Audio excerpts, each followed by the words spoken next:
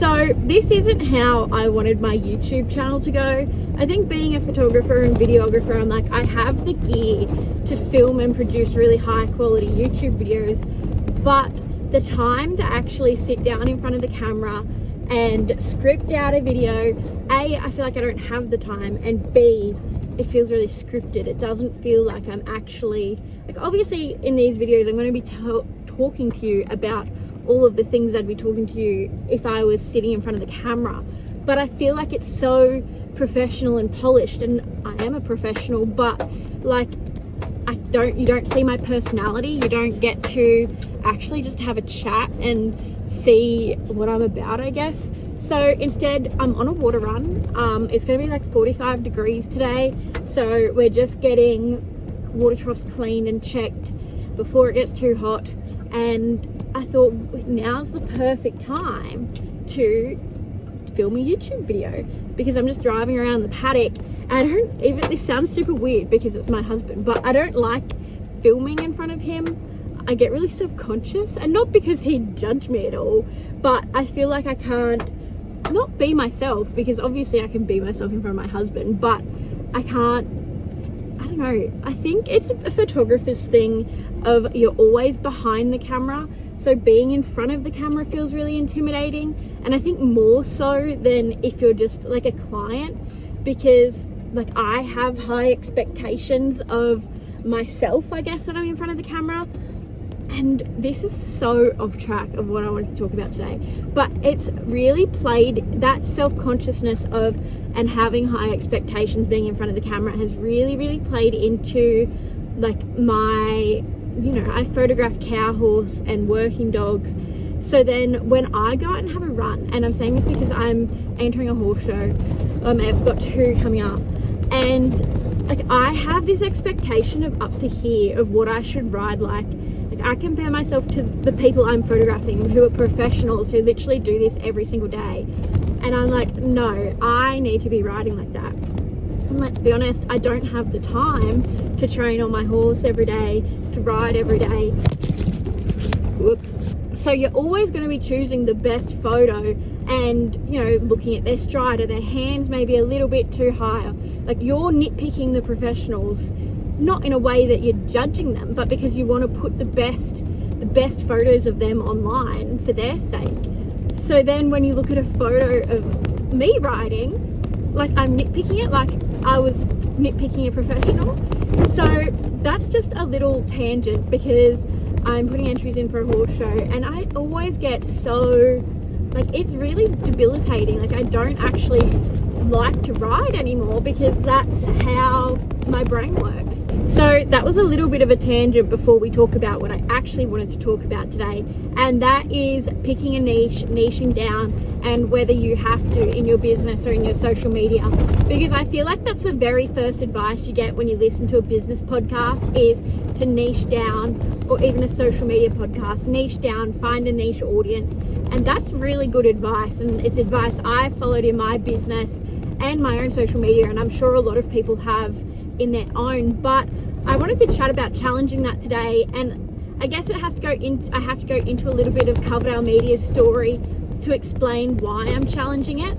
And let's be honest, me challenging it might not be the right thing. People might look at me and go, Brooklyn, you're full of crap, like you're just gonna ruin your business by doing that. But you know what, sorry, this keeps dropping. You know what, that's sustainable for me. And anyway, let's get into it. I think I'm gonna need to buy a like suction cup thing if I'm gonna keep doing this, because my phone keeps falling down and stopping the video, and then I keep chatting like I am filming, and then I realize I haven't filmed for the last like minute. Anyway, I'm about to get out and do a trough, and then we will get into actually what I wanted to talk about in this video.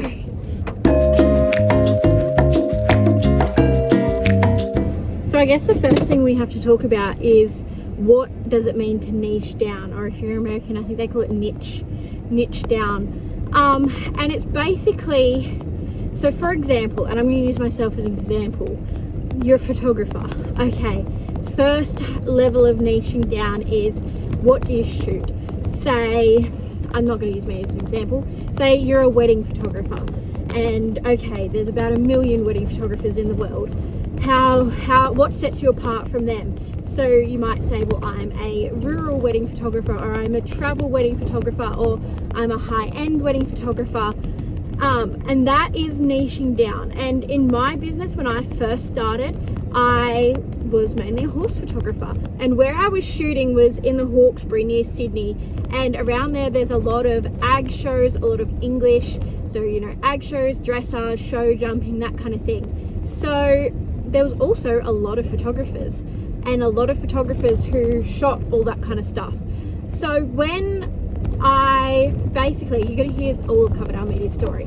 I started out shooting ag shows and some dressage and show jumping, and when COVID hit, like, I was getting really burnt out, because those ag shows are big days out in the sun covering multiple rings.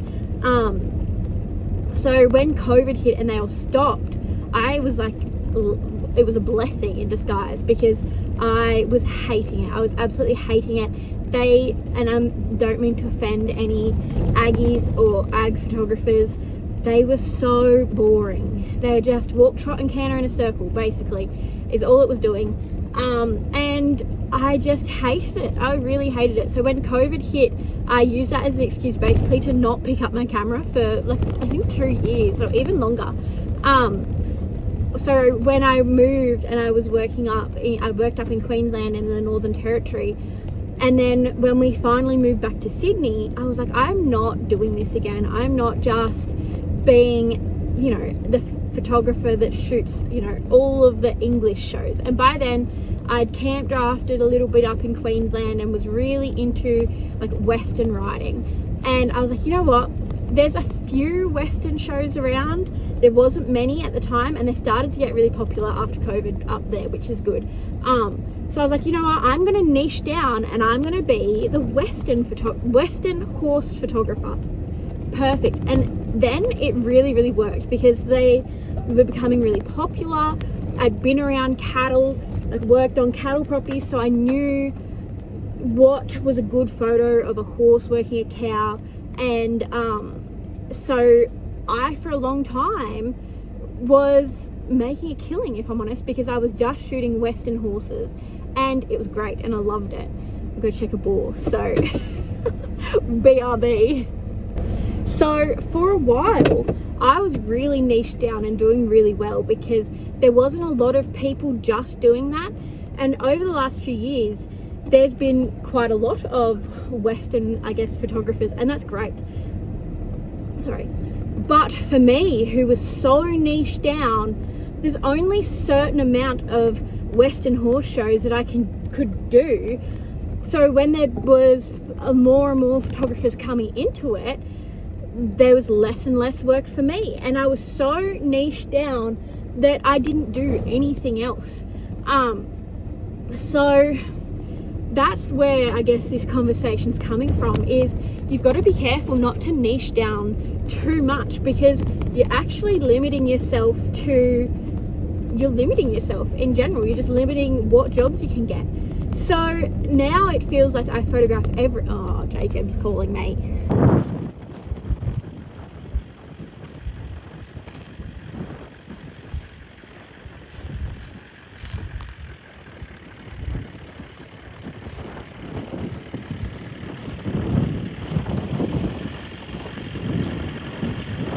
You right?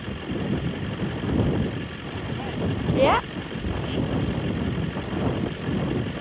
Anyway, as I was saying, now it feels like I photograph everything. I still do the Western horse sports, but they're nearly not as big as everything else I photograph now.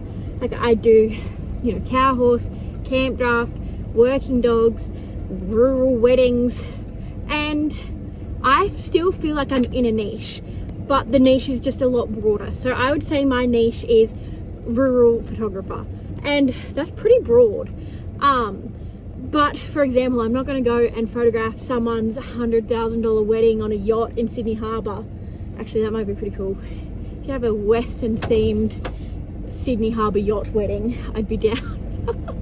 But you get my drift. I'm not going to be photographing big outrageous weddings that are not in my niche. I'm not going to be photographing show jumping, and that's not because I don't like horses, because I do photograph horses, but that's not really in my niche.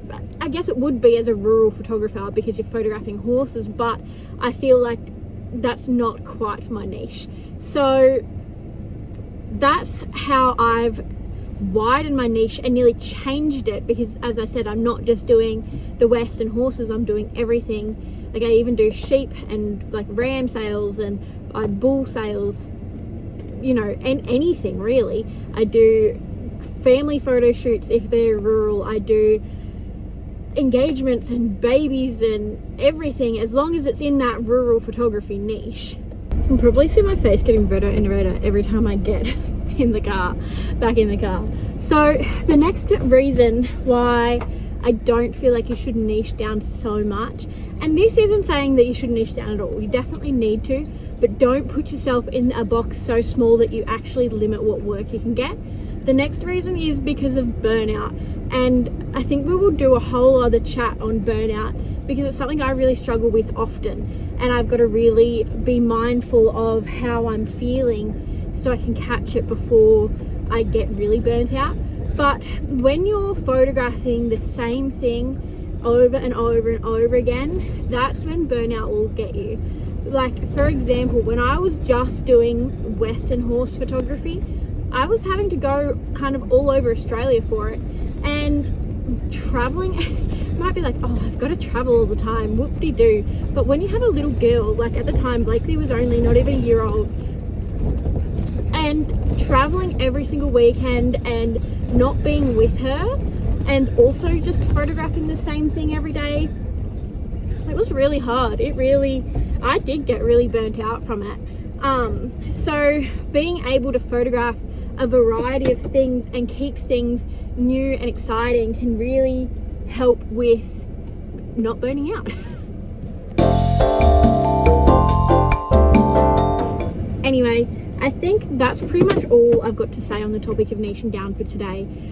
If you liked this style of video, please let me know. If you didn't like it, let me know, because I know it can be really loud and a bit busy because I'm not just sitting at home filming. I think next time I'll definitely get my microphone. I'll probably be able to get into CapCut and make the audio quality a bit better, but I know with the aircon on and the car bouncing around, like, there'll be a bit of background noise. So, and I've got to find something, I think, to suction my phone to the windscreen instead of just having my phone resting on the dash, because the amount of times this phone's fallen over has been very frustrating. But this is all in the spirit of trying to be consistent, and consistency over quality, I guess, which could bite me in the bum, because I know YouTube really likes quality. And as I was saying, like at the start of the video, being a photographer and videographer, it hurts not to produce quality content, but you know what, I want to be consistent is my main goal. So this is what you've got. Anyway, we'll do another water run chat next week probably, so I'll see you then.